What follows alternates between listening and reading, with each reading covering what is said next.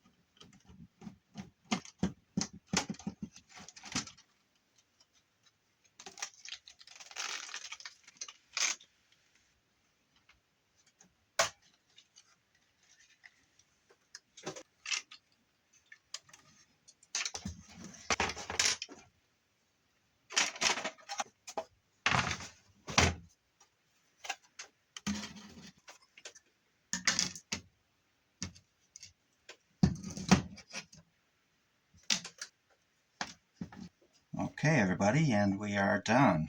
So what we have here is, of course, we have the plastic frame. Unfortunately, that's just garbage. Then, the first thing we pulled off was this cord. Got this. This was the assembly that, prints all the, when you do your adding in that, this is what prints everything up. I don't know that this is worth taking apart. I may take this motor off.